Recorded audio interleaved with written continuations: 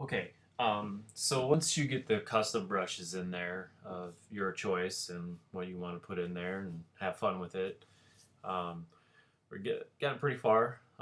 Filled it with color to start off, and then did our shadowing and highlighting. Then brought in our custom brushes. What I want to show you in this video is how to create your own custom brush. And to save us some time, what I did was went ahead and uh, set this up and just to save some time and stuff like that. And then I'm going to show you how to bring in your artwork and have it as a custom brush. So what you're going to want to do is what I went ahead and did is I made a selection or an outline of a bat with a lasso tool. I kind of drew this up really quick and had a selection up, and I option deleted it to fill it with black, and it was on its own layer. Um, and then what I did is I unlocked the background layer and trashed it. And when you do your own custom brush, you're only allowed to have one layer and one layer only. The background is transparent with whatever you want for your custom brush. That is it, nothing else. This is all you're supposed to have when you do it. So when you fill in your brush with the black color, or the object with the black on its own layer, and you trash the background having this as your own layer, you're going to go to Edit and Define Brush Preset. And you'll notice that you can name it whatever you want. I'm just going to keep it whatever the file name is, but you could put bat and just have it bat, but it also gives you a number and a little thumbnail of what your brush looks like, and then just hit OK, and that's it. So I'm going to go back to my line art, and with my brush selected already, I can see that my bat is selected. Sometimes it'll do that for you, but when you create your own custom brush, pretty much every time you do that, the new brush that you just added into Photoshop is all the way down at the bottom. And here's all my other custom brushes that I brought in with the folder that someone else created. The one that I created is all the way at the bottom right here, and it's already selected. So with it already selected, I'm going to go ahead and close it. And what I want to do is, because it's Batman, I want to put a bunch of bats in here. And I want to put it on its own layer. And what you can do, I'm going to end up trashing this anyways because I want to show you a different technique. But I'm just going to start painting in a bunch of bats. And you can use the, size up and size down to give it some depth and stuff like that. Putting all these bats everywhere. There, here. I would probably put some in front of Batman as well, so I might even put a new layer above my line art so they're actually in front of them.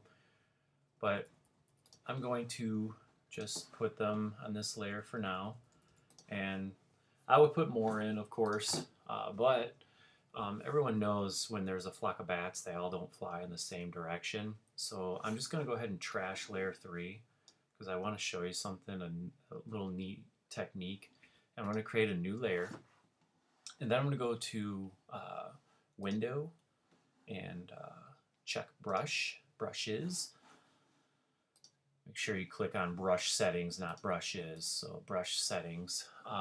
And the neat thing about this here is that you can actually set up your brush, like a custom brush, to like change the direction and stuff like that, like shape dynamics and some scattering, whatever. And that's all done over here. And what we're going to do when we apply all this over here, it's going to show you what it's going to look like down here. So when I go to Shape Dynamics, I'll do a size jitter, maybe an angle jitter. You can see like the bats, there's like all these brushes of my bat in there, and you can see it going in different angles. I might come back to Shape Dynamics and maybe do size jitter, but I want to go to scattering, because if I scatter it, you're going to see that when I apply my brush, when it's all set up, I'm going to have a bunch of bats scattered all over the place. And you can count, up to like 16, but it's just going to be like a blob. I only want either 1 or 2, so I don't want to add too many. I'm just going to keep it at 1. Count jitter, Not doing too much, so I'll just go back to 0%, but go back to shape dynamics, because if I go size jitter, it's going to have some good depth. I got smaller bats, so they're further away, bigger bats, so that they're closer to you and stuff like that. And I like how this is set up. This is what your brush is going to look like, and it looks like a flock of bats. So with that done, there's other things you could play around with in here, but this is all I really need to do. And then I will bring up my layers, make sure on my layer 3 that I'm going to apply my bats to, and then I'm going to click and hold my brush, and I'm just going to paint in a bunch of bats like that. And just adding a setting up my brush settings on my bats gives it a really nice effect of like a flock of bats. And because I did all this, it gives it a really nice look to it. And if I wanted to, because I didn't put too many on that layer, I didn't want a whole lot, if I click on my line art and create a new layer, I might be able to put some bats in front of Batman like that if I wanted to. And if I don't like it, I could always trash that. I can always size my brush down so I put more bats that look like they're more in a distance. That's quite a bit of bats. I don't know if I want that many. I actually like that amount of bats right there. And that's how you create your own custom brush.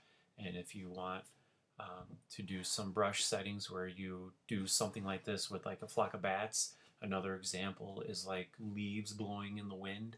If you create like a leaf brush or something like that, you can do something like that as well.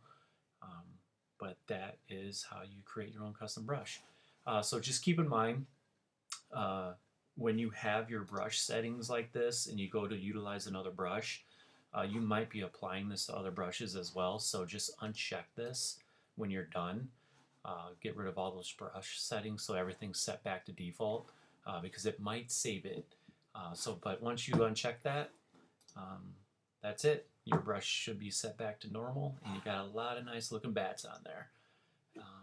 And that's it.